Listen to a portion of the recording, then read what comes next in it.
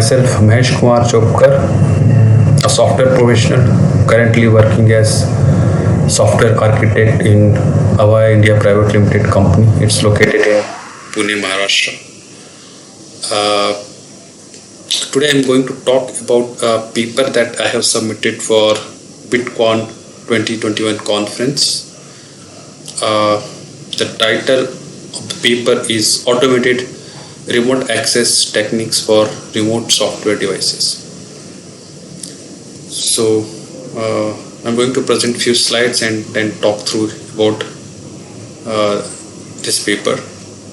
So yeah, here is the title and paper. So let's go one by one through the slides. So first of all, what does remote access mean, right? And what is the use case and need for these remote access techniques?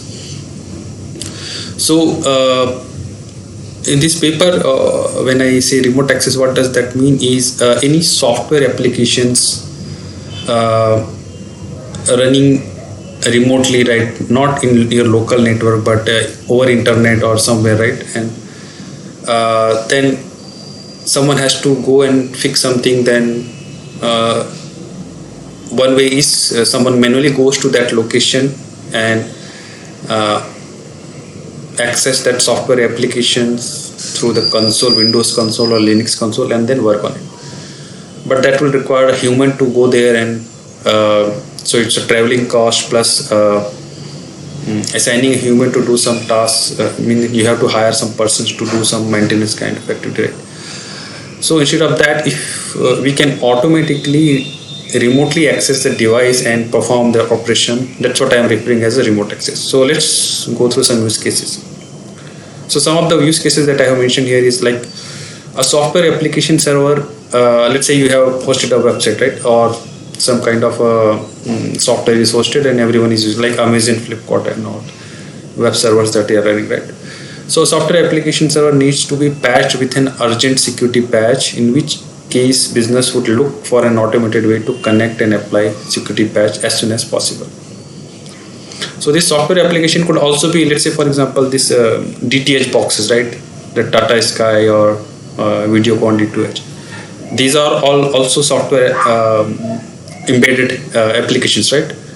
So they are operated by some software formed into that hardware platform, and that is shipped as a DTH box to you guys, right? So let's say there is a security vulnerability found on the operating system on which these softwares are built. So what do you do? Would you have manually persons, technicians going into each of you and customers' location and then fixing that? No, right? You need something to automatically connect to that all DTH boxes and fix that, right?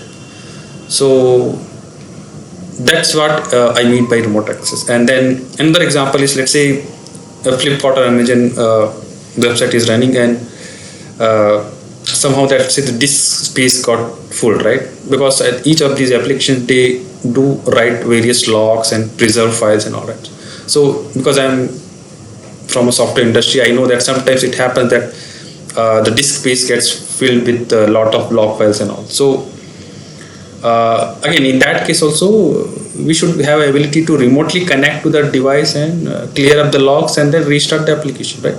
So it will save business costs or manually hiring a person and sending it to each location for this cleanup activity.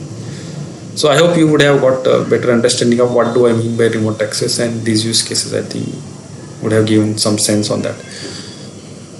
So what we are saying is, for all such use cases to automate the operation, we need a programmatic way to remotely connect, right? We don't want to send human or some manual operations, right?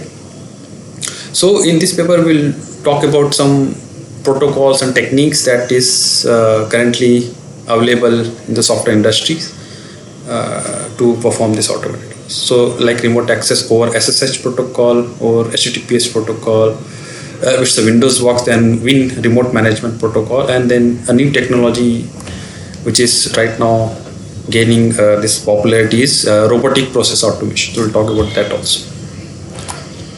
So remote access over SSH. So I think SSH, whoever is working in Linux operating system, they all will know SSH, secure shell protocol, right? It's the CLI based protocol where you can access any Linux software and perform any administrative operations. But by the way, this SSH protocol is not limited to Linux.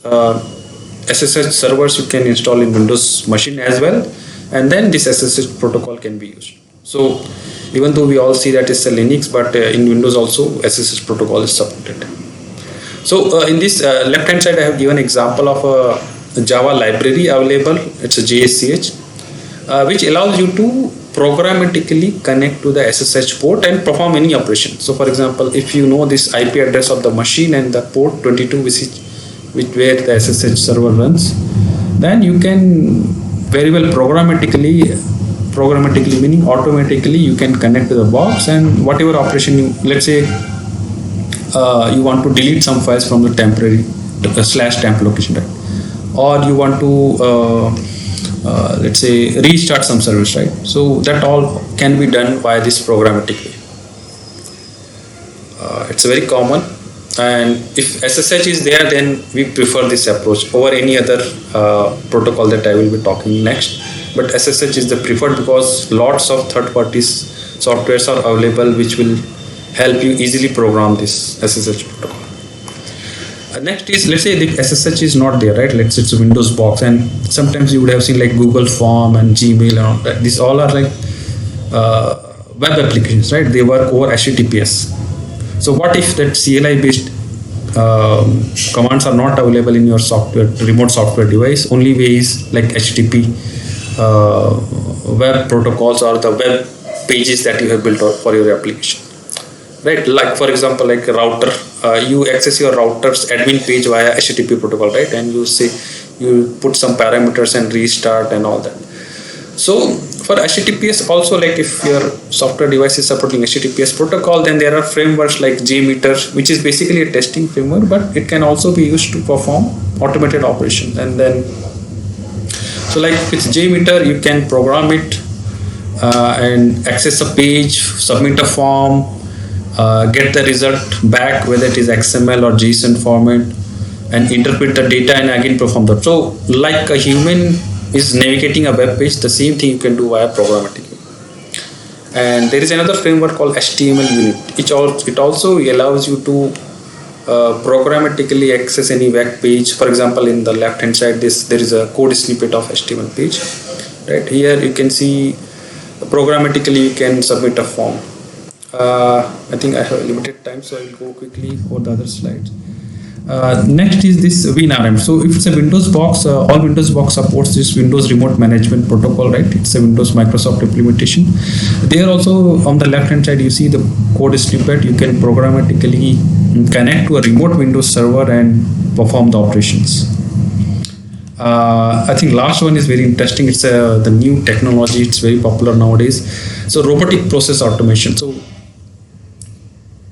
whatever I talked so far, SSH, HTTPS or WinRM, that they all are protocol dependent.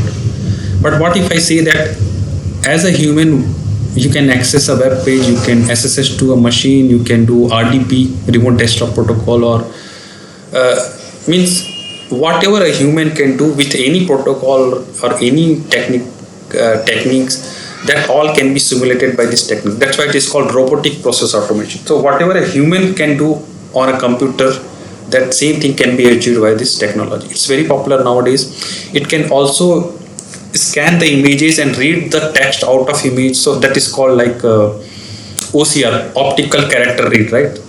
So this technique is now also gaining very popularity, and also it's evolving. So more and more companies are investing in this technology and overcoming the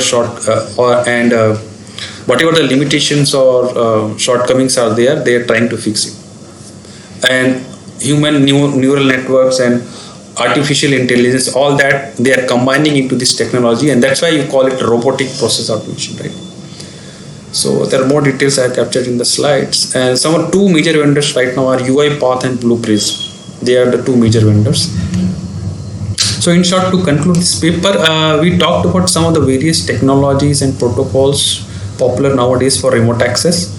I am sure like in future we'll get more and more new probably framework like RPA or new protocols or technologies But as of now, as per my understanding, these are the most popular techniques and protocols used for remote access, and companies are using it to reduce their human labor cost, right? Otherwise, let's say you don't have this automated way, then only way is you have to send humans to these remote locations and perform these operations.